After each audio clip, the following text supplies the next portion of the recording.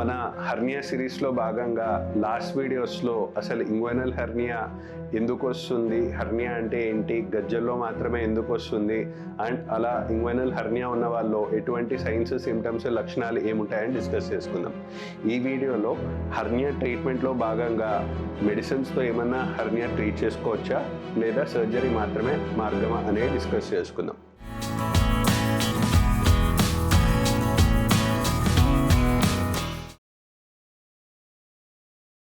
మన దగ్గరికి హెర్నియా కన్సల్టేషన్కి వచ్చిన వాళ్ళు చాలామంది కూడా సార్ సర్జరీ అంటే మాకు భయంగా ఉంది, సర్జరీ ఇంతవరకు మాకు ఒక చిన్న ఇంజెక్షన్ కూడా ఎవరు గుచ్చలేదు, మెడిసిన్స్తో ఏమన్నా పాసిబుల్ అయితే చూడండి అని అడుగుతూ ఉంటారు.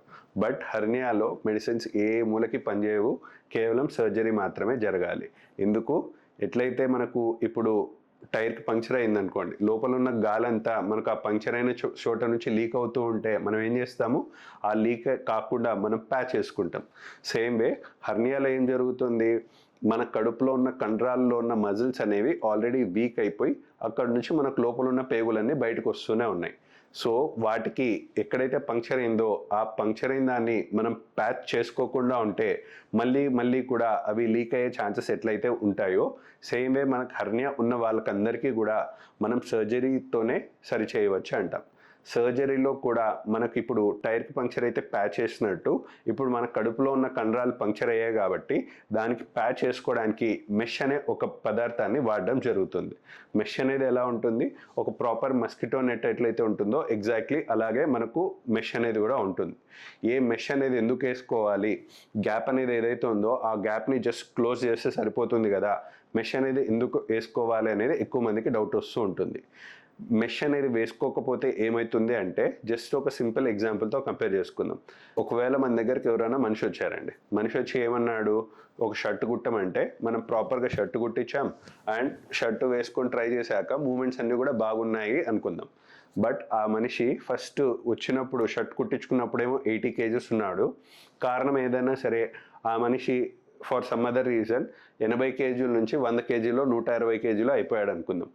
అలా 80 నుంచి 120 kgలు అయిన మనిషి పొరపాటున మళ్ళీ అదే షర్ట్ వేసుకొని ఆ షర్ట్ని ఇట్లా అంటే ఏమవుతుంది, ఆ షర్టుకున్న బటన్లన్నీ చినిగిపోవడం ఆర్ ఆ షర్ట్ ప్రాపర్గా పట్టకపోవడం అనేది జరగవచ్చు.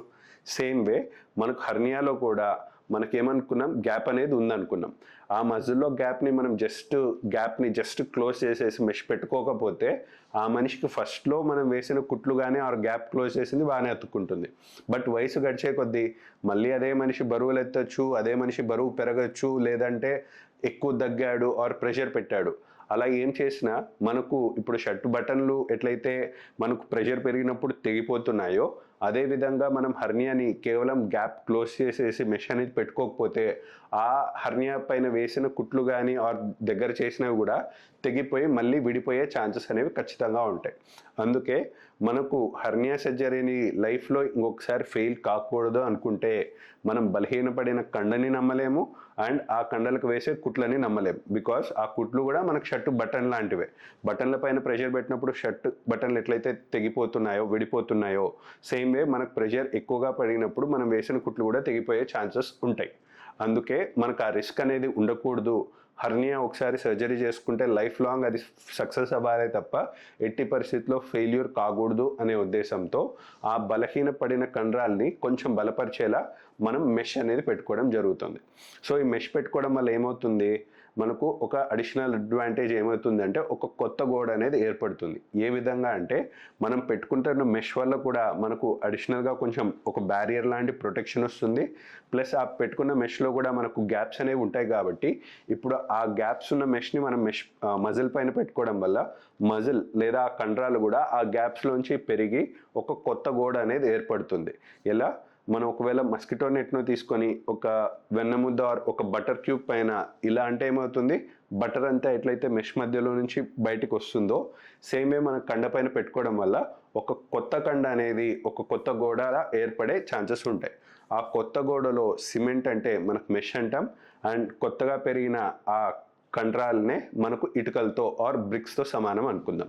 సో ఈ విధంగా హర్నియా ట్రీట్మెంట్ అంటే ఇప్పుడున్న కాలంలో మనం మెష్ అనేది పెట్టుకోవడం చేయడం వల్ల మనకు హర్నియా సక్సెస్ రేట్ అనేది బాగా పెరుగుతుంది అండ్ ఫెయిల్యూర్ ఛాన్సెస్ బాగా తగ్గిపోయాయి.